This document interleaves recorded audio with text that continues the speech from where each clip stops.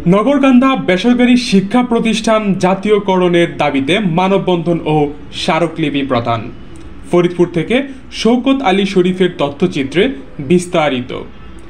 বৈষম্য দূরীকরণের মাধ্যমিক স্তরের বেসরকারি শিক্ষা প্রতিষ্ঠান জাতীয়করণের পূর্ব পর্যন্ত শিক্ষা প্রশাসনের বিভিন্ন পদের সরকারি স্কুল শিক্ষকদের প্রদান বন্ধ রাখা ও শিক্ষা সংস্কার কমিশন গঠনের দাবিতে মানববন্ধন ও স্মারকলিপি প্রদান করেছে নগরকান্দা উপজেলার মাধ্যমিক স্তরের স্কুল ও মাদ্রাসার শিক্ষা পরিবার।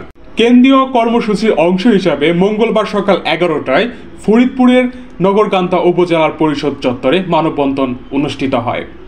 মানববন্ধন চলাকালে বক্তব্য রাখেন শহীদ মুক্তিযোদ্ধা আকরামুন্নেসা বালিকা উচ্চ বিদ্যালয়ের প্রধান শিক্ষক মাহবুব আলী মিয়া, তালমা নাসিমউদ্দিন উচ্চ বিদ্যালয়ের প্রধান শিক্ষক আসাদুজ্জামান চৌধুরী মুন্নু, কোদালিয়া শহীদনগর আলিম মাদ্রাসার অধ্যাপক মাসুদুর রহমান।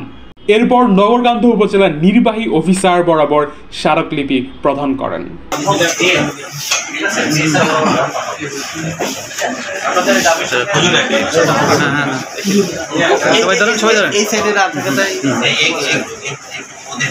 পিছনে চলে আসেন না, আমার পিছনে আসা যাবে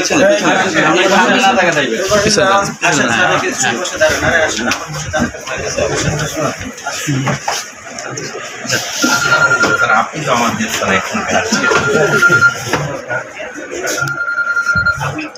সবসময় নিজেকে শিক্ষক পরিবার হয়তো মাঝে মাঝে রাগে গলায় কথা।